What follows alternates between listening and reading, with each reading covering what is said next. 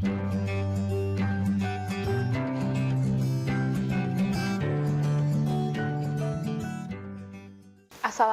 warahmatullahi wabarakatuh. Bertemu kembali bersama saya, Reza Rezdiana, dalam pembelajaran IPA.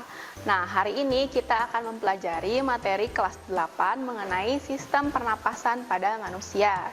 Nah, pernapasan atau respirasi adalah pertukaran gas antara makhluk hidup dengan lingkungannya, di mana pernapasan ada dua jenis, yaitu bersifat eksternal dan internal.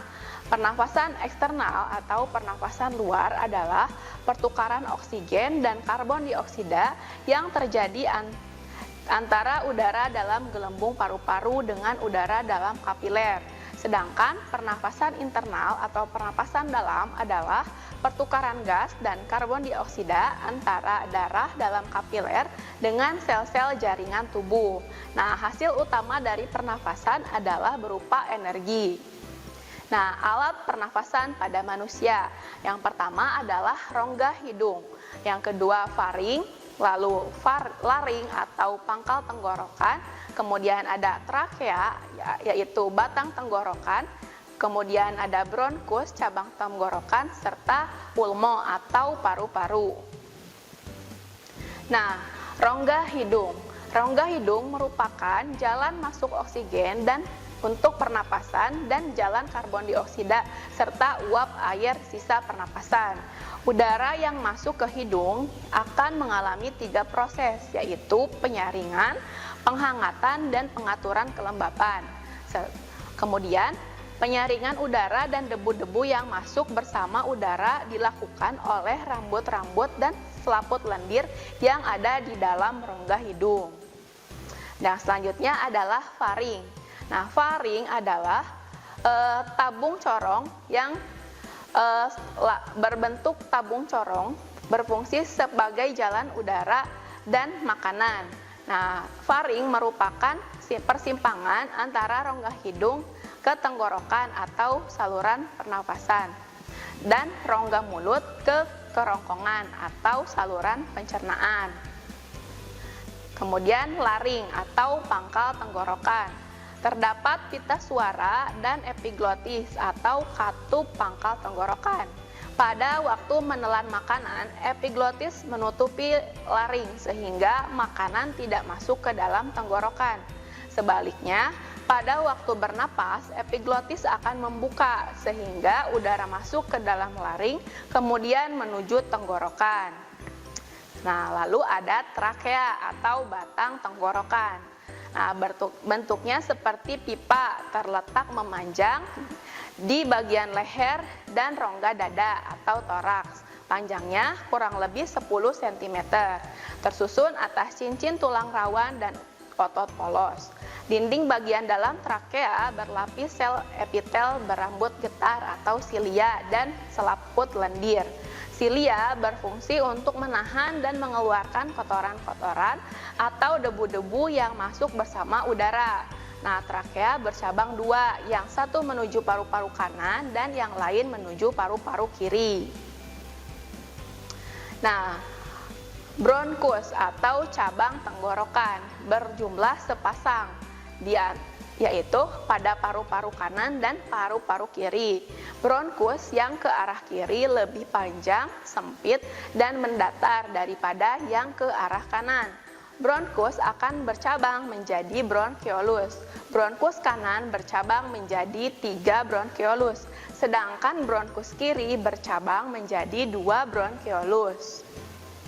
Nah, paru-paru atau pulmo terletak di dalam rongga dada bagian atas, diselimuti oleh suatu selaput paru-paru yang disebut dengan pleura. Berjumlah 2 buah, yaitu paru-paru kanan dan paru-paru kiri. Paru-paru kanan terdiri atas 3 gelambir atau lobus, yaitu bagian atas, gelambir tengah, dan gelambir bawah. Sedangkan paru-paru kiri terdiri atas 2 gelambir, yaitu gelambir atas dan gelambir bawah. Nah, kapasitas maksimal paru-paru berkisar sekitar 3,5 liter. Selanjutnya adalah mengenai mekanisme pernapasan pada manusia. Pada saat bernapas, ada dua proses yang terjadi, yaitu inspirasi dan ekspirasi. Proses masuknya udara ke dalam paru-paru disebut inspirasi, sedangkan proses keluarnya udara dari paru-paru disebut ekspirasi. Nah, inspirasi dan ekspirasi terjadi antara 15 sampai 18 kali dalam setiap menit. Mekanisme pernapasan pada manusia dibedakan menjadi dua macam, yaitu pernapasan dada dan pernapasan perut. Pernapasan dada dan perut terjadi secara bersamaan. Nah, mekanisme pernapasan pada manusia. Nah, pernapasan dada, mekanismenya di mana pernapasan yang melibatkan otot antar tulang rusuk. Sedangkan pada pernapasan perut, pernapasan ini melibatkan otot-otot pada diafragma. Nah, mekanisme inspirasi pernapasan dada adalah sebagai berikut. Nah, otot antar tulang rusuk mengalami kontraksi. Kemudian otot rusuk akan terangkat atau dalam posisi datar. Kemudian paru-paru mengembang.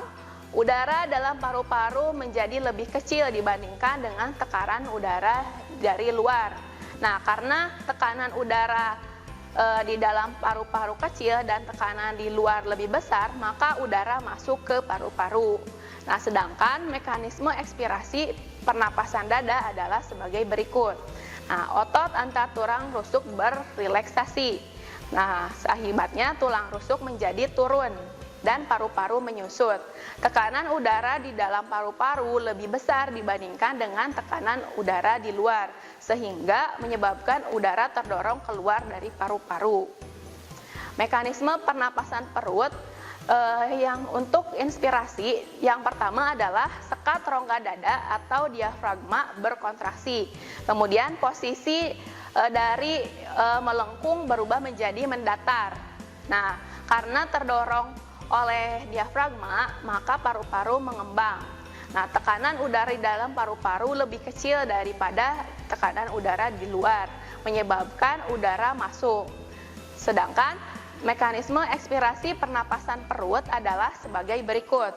Otot diafragma berrelaksasi. Nah, kemudian posisi dari mendatar berubah kembali menjadi melengkung. Nah, paru-paru terdorong sehingga mengempis. Nah, tekanan udara di dalam paru-paru lebih besar dibandingkan dengan tekanan udara di luar, sehingga udara keluar dari paru-paru. Nah, selanjutnya adalah penyakit pada sistem pernapasan. Yang pertama ada asma, bronkitis, influenza, flu burung, flu babi, asbestosis, faringitis, TBC, emfisema, kanker paru-paru, dan pneumonia. Nah, demikian penjelasan mengenai sistem pernapasan pada manusia. Terima kasih atas perhatiannya. Wassalamualaikum warahmatullahi wabarakatuh. Kunjungi sosial media lainnya seperti website kami di pkbmalkata.com, Facebook PKB Malkata Mananjaya, Instagram PKB Malkata _official. Dan terima kasih telah klik video ini. Jangan lupa like, comment, share, dan subscribe untuk menunjukkan dukungan kamu terhadap channel ini. Enjoy the video, PKB Malkata.